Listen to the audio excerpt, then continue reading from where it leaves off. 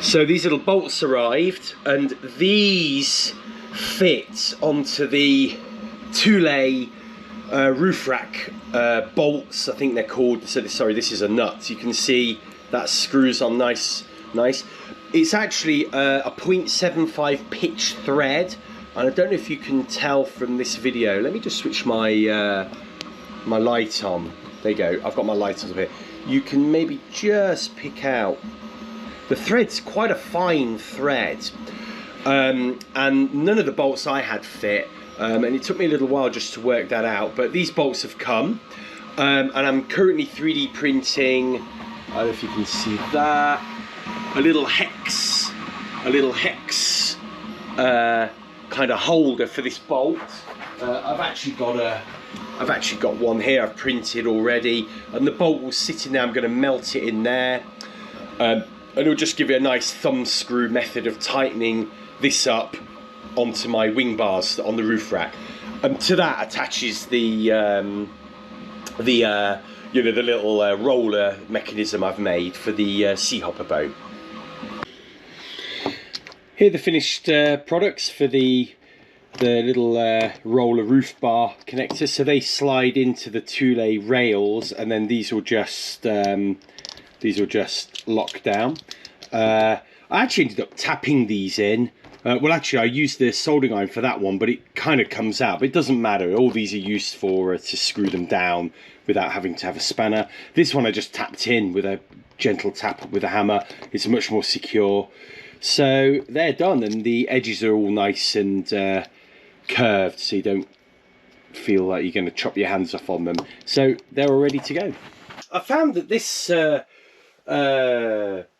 outboard stand is really useful. I'm hoping I can fit both outboards on it for storage. I'm going to put it in my garage, but I want to put some wheels on the bottom, so I have these. Another Amazon find. 2 are just standard, and 2 have little brakes on them, so they can stop them. So I can have 2 of the brakes on at the front maybe, and 2 standard ones on the back. So I'm just going to fit these onto here.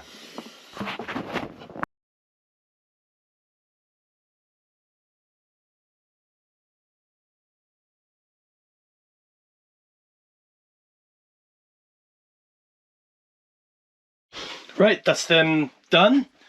Boy, these screws are really fiddly. I think I may have the wrong drill bit on my screwdriver there. So let's flip this back over. Yeah, that is amazing. So that's brilliant.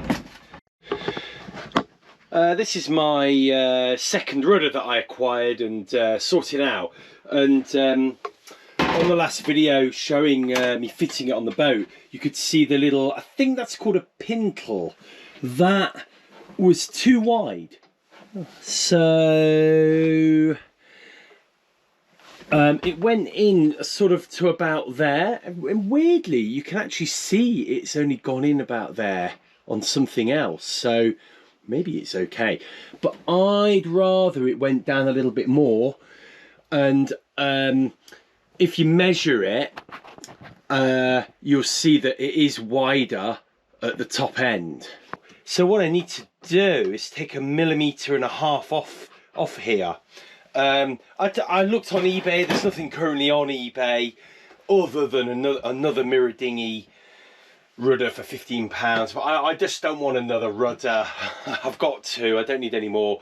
I don't want to take the parts off that rudder, and also I think even with mirror dinghies there are different size widths of these, so I can buy one off the Trident website, but they're £27, so you know, I'd rather not do that.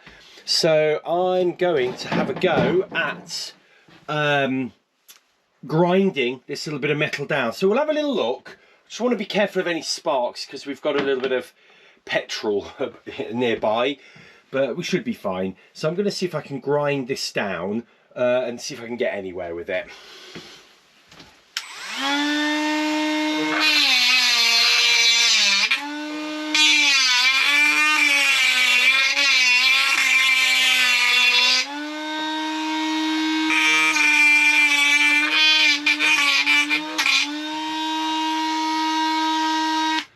So you can see, actually, it's definitely grinding down. If I just take a reading there now, I've probably done it in completely the wrong spot, but let's try it there.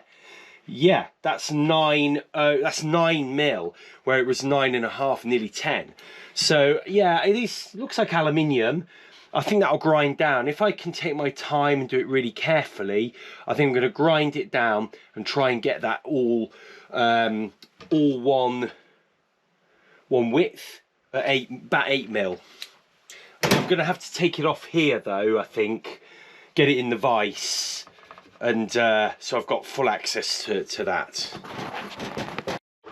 Hi there, I'm just going to show you around my new workshop, or this is really my electronics area, and this is going to be sort of where I do a lot of my videos. I've got to get a nice light like I've done here. It's a 12 volts LED double strip, I think SMD 5050, which give a really nice light. This is my old my two old electronics desks, which have got ESD earthing on them, so everything on here is earth, so you don't damage any electronics.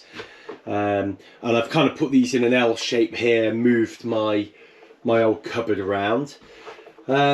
And this is where I'll do most of my sort of how-to videos, really. I've also got the rest of my office up there. This printer's amazing. This printer, you can genuinely print for 16 hours and it just won't fail. So touch wood, now I've said that.